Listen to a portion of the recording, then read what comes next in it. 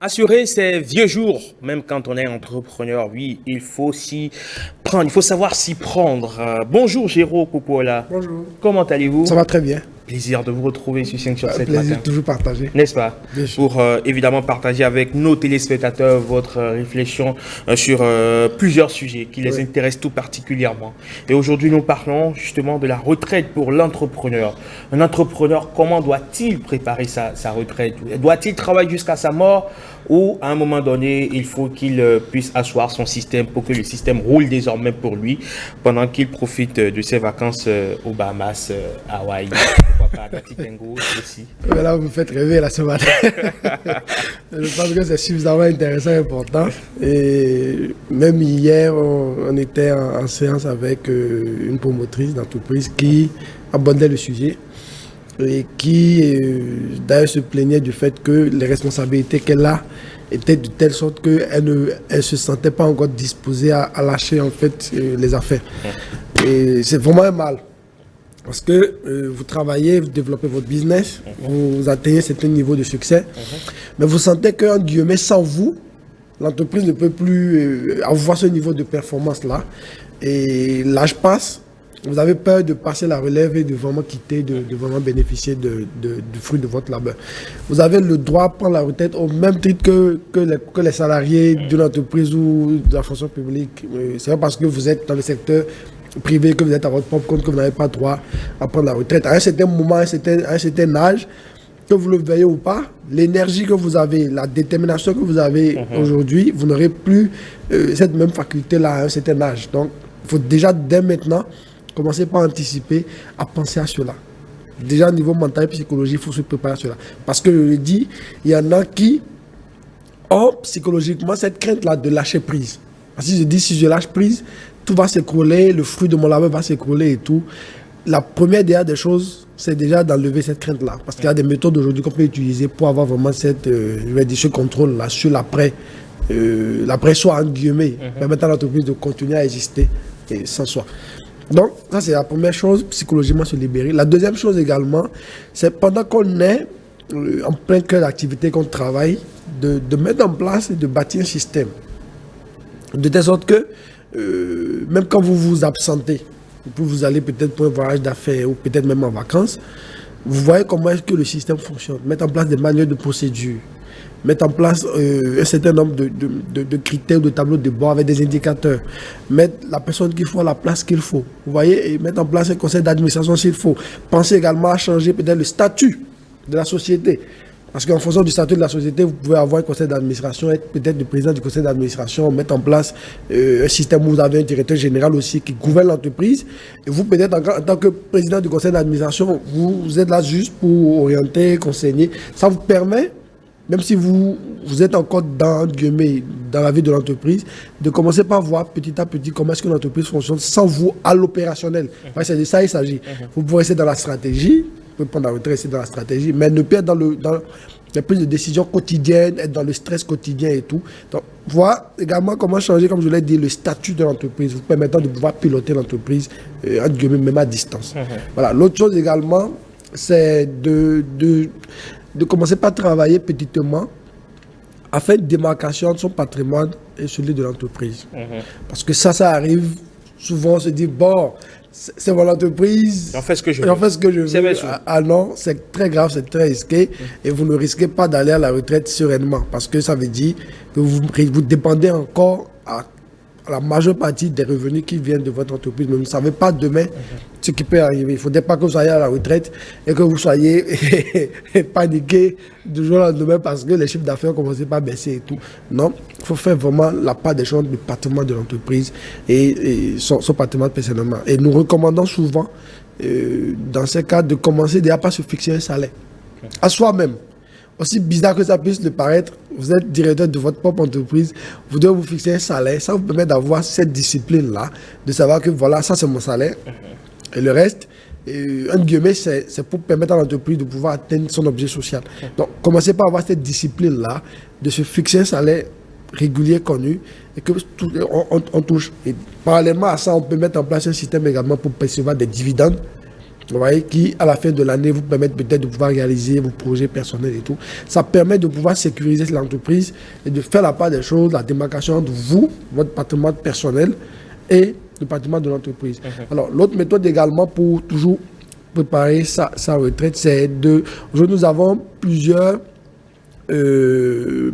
produits aujourd'hui dont je ne vais pas forcément parler en détail, mais des produits d'assurance aujourd'hui qui existent pour préparer sa retraite. En tant que promoteur privé, vous pouvez aller souscrire à des produits d'assurance pour vous rapprocher de plusieurs sociétés d'assurance et poser des questions, essayer de voir quels sont les produits aujourd'hui qui existent. Il s'agit des assurances vie, des assurances ceci et tout. Et vous souscrivez. Commencez par collecter petit à petit vous-même votre épargne et vous commencez par mettre de l'argent de côté, personnellement, individuellement. Ça veut dire pour votre patrimoine personnel et vous préparez sereinement votre retraite également. Oui, c'est des méthodes qu'on peut utiliser. Et d'autres méthodes également, c'est de commencer par, pendant qu'on travaille, et qu'on commence par recevoir régulièrement son salaire en tant que dirigeant de l'entreprise, de commencer par faire ce qu'on appelle faire des placements. Parce que un homme d'affaires, sa réflexion toujours essentiellement, c'est de réfléchir à des modes et des manières de pouvoir créer de l'argent. Donc de commencer par faire des placements afin de pouvoir assurer cette retraite-là. Et des placements qui n'auront rien à voir avec la vie de l'entreprise quand on est entrepreneur. Donc c'est déjà ça. Et des placements comme par exemple placement immobilier, voyez, des placements comme par exemple des placements au niveau de l'actionnariat d'autres entreprises, à travers la bourse par exemple, la BRVM et d'autres trucs. Vous investissez petitement, tout ça dans le plan que vous avez par rapport à votre retraite. Et de commencer tout de suite. On ne va pas attendre un moment où on est vraiment fatigué, on a 60 ans, on a 70 ans, on a 80 ans, et on ne commence pas. Non, non, non, c'est maintenant que vous êtes très jeune. C'est maintenant que vous commencez pas à développer votre entreprise. C'est maintenant que vous avez dans la trentaine, la quarantaine, la cinquantaine, que vous commencez à envisager ce genre d'action qui fait que dans le temps cumulé, au bout de 20 ans, de 15 ans, 20 ans, 30 ans, où vous avez vraiment exercé pendant ce temps-là, vous avez pu bâtir tout cela, ça fait que vous avez atteint relativement ce qu'on appelle les dépendances financières. Et ayant atteint les dépendances financières, vous pouvez en toute sérénité quitter la boîte et confier la relève à d'autres personnes qui pourront même mieux porter que vous l'entreprise, comme aujourd'hui le font beaucoup d'hommes d'affaires reconnus dans le monde entier, comme Bill Gates et tout. Microsoft fonctionne aujourd'hui. Même s'il mourait demain, ça continuerait à fonctionner. Steve Jobs est mort. Apple continue de fonctionner. Donc, c'est exactement cela. Mettre en place un système suffisamment fort qui est tel que, avec ce système-là, avec ou sans vous, là-bas continue. Et c'est ça l'idéal quand on entreprend, c'est de pouvoir vraiment justement compter sur des hommes qui sont valablement même plus compétents que vous et qui sont capables d'épouser la vision que vous avez et de conduire vraiment la barque très loin. Et de ne pas s'accrocher à tout et vouloir être la personne qui veut avoir un regard sur tout et contrôler tout dans les moindres détails. Non, faire confiance aussi pour permettre de pouvoir se libérer au moment venu.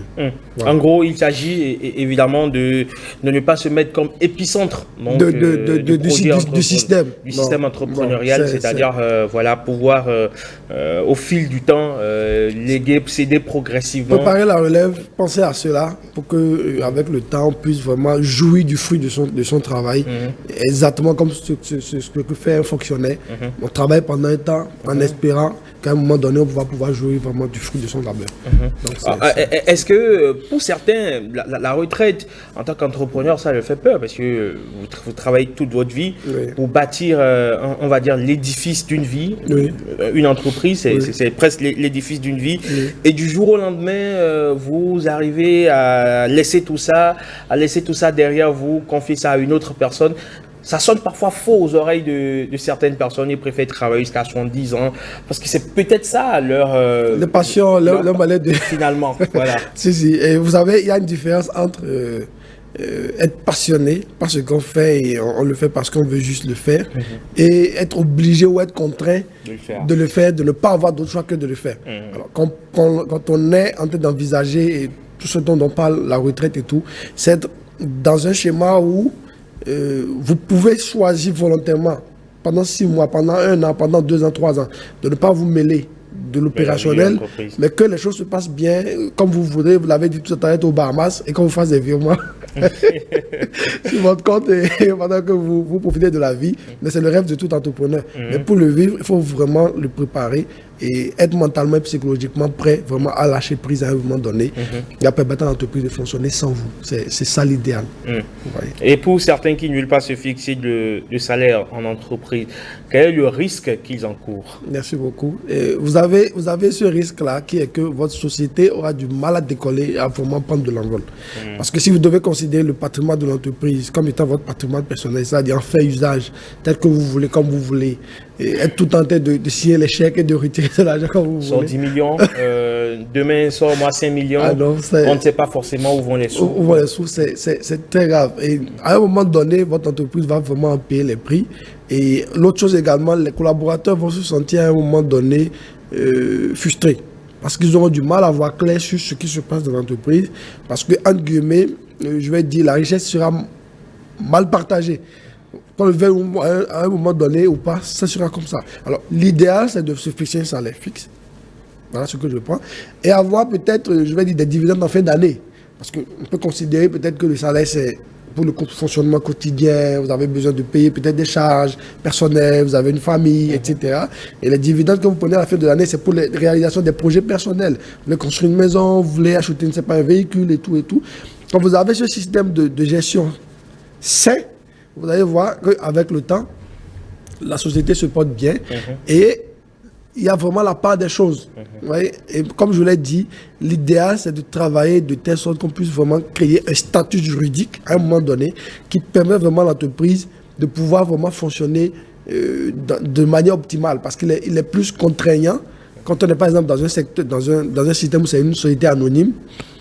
Vous voyez, vous avez des contraintes à faire certaines choses que par exemple lorsque c'est une salle unipersonnelle. Parce que là, vous vous sentez vraiment tout puissant, vous croyez pouvoir faire tout ce que vous voulez. Mais quand vous rentrez par exemple dans un système où c'est une société anonyme, avec conseil d'administration et tout, ça devient un peu plus exigeant. On vous fixe un certain nombre de règles, de protocoles. C'est pour vous protéger vous-même aussi. Ouais, c'est pour vous protéger vous-même. Et ça permet vraiment à l'entreprise de pouvoir vraiment grandir et à tout le monde vraiment d'être rassuré que la richesse est vraiment partagée. D'accord. Alors là, on est dans le système où voilà, c'est une entreprise, on va le dire ainsi, formelle, où tout est réglementé. Maintenant, pour ces petits entrepreneurs de notre quotidien, le coiffeur du quartier, la couturière du quartier, comment est-ce qu'elle fait pour assurer sa retraite, elle, par contre? Merci beaucoup. C'est la même démarche. C'est la même démarche. On l'a dit tout à l'heure, commencez par se fixer un salaire, peu importe. C'est-à-dire vous pouvez avoir une petite structure, vous êtes dans la menuiserie, une petite structure, c'est peut-être la mécanique auto, des trucs comme ça. Commencez par vous fixer un salaire réglé. C'est parce que vous avez un marché aujourd'hui de 5 millions qu'il faut pas tous les 5 millions aller vous acheter le véhicule de votre rêve. C'est pas comme ça se passe. Quand vous avez vraiment un rêve pour votre entreprise, à un moment donné au début, il faut commencer par se sacrifier dans le sens où vous fixez une limite de salaire que vous prenez chaque mois. Mais il y a des entrepreneurs avec lesquels parfois vous échangez, ils vous disent j'attends mon salaire à la fin du mois. On dit, wow. C'est un niveau d'organisation suffisamment élevé. C'est-à-dire, il a de l'argent sur le compte, mais il se dit par principe ou par raison de discipline, j'attends la fin du mois avant de toucher mon salaire comme tout le monde. La comptabilité s'en occupe. Non. Même si vous n'avez pas un système comptable et tout cela, que ce n'est pas développé comme il le faut, au point de vue personnel individuel, commencez déjà par vous fixer un salaire. Mettre en place, commencez déjà par connaître déjà les charges de l'entreprise de manière générale, même si c'est une petite structure. Les charges locatives, les charges en matière de personnel, les charges en matière d'électricité, d'eau, de matières premières et tout ça, ça vous permet de mettre également votre salaire parmi les charges de l'entreprise. Ça vous permet, même si ce n'est pas toujours déductible, mais au moins ça vous permet de savoir de manière pratique quelles sont les charges que vous avez de manière générale au sein de l'entreprise et de pouvoir maintenant petitement commencer par mettre de côté, je vais dire, dans ce que vous percevez comme salaire, comme on l'a dit, c'est pour près la retraite, de commencer par mettre dans ce que vous percevez comme salaire une petite épargne et de commencer par développer parallèlement à ce que vous faites dans l'entreprise, vous-même, je vais dire personnellement vos activités sur lesquelles vous comptez quand vous allez prendre la retraite. Vous voyez, ça c'est déjà un truc que vous commencez déjà tout de suite par faire. Souscrire à une assurance où vous faites de l'épargne, petitement, sur votre propre salaire que vous prenez. Et à la fin de l'année, peut-être décider, même s'il n'y a pas encore un conseil d'administration ou des choses comme ça, décider peut-être de prendre sur, je vais dire, les bénéfices réalisés au cours de l'année, un certain nombre de pourcentages qu'on va mettre également de côté pour réaliser un projet de vie, etc. etc. Donc, se fixer le salaire, peu importe le secteur, peu importe la taille de l'entreprise, ça c'est déjà une mesure disciplinaire qui vous permettra petit à petit, dans ce salaire que vous fixez, d'épargner pour votre retraite. Très bien. Merci beaucoup, Géraud Popola, pour toutes ces informations que vous nous donnez gracieusement. Merci d'être passé sur 5 sur 7 matin. Merci justement, surtout, d'être resté en notre compagnie tout au long de cette saison 7 de la matinale 5 sur 7 matin qui referme ses portes en fin de semaine. Évidemment, ce sera terminé. On ira en vacances. On n'ira pas encore aux Bahamas ou aux Bermudes, mais on sera quand même à côté. On sera dans les parages pourquoi pas. En attendant donc de pouvoir nous aussi nous offrir des voyages sur des îles exotiques. Merci, Géraud. On espère vous retrouver à la saison 8. Bien sûr, bien sûr. N'est-ce pas? Vous prenez le rendez-vous, vous prenez le pari devant les téléspectateurs. Bien sûr, naturellement. Exactement. En tout cas, ils seront nombreux à vous attendre, bien évidemment, à la reprise au mois de septembre prochain pour continuer, évidemment, par nourrir de votre science. Allez, au plaisir de vous retrouver. On vous souhaite de passer de très belles vacances. Merci beaucoup à vous, pareil. Juste après vous, Jennifer Sativi, elle autre, elle n'est pas encore en vacances, donc elle va continuer par bosser encore un petit peu. Et donc ce matin, on nous propose de nous parler de l'artisanat au Bénin et de la place qu'elle occupe dans l'économie. Au fond, ce n'est juste que le prolongement de ce dont nous venons de parler, parce que les artisans, ce sont des micro-entrepreneurs aussi, sinon pour ne pas dire des entrepreneurs à part entière. Allez, à tout de suite avec Jennifer Sativi.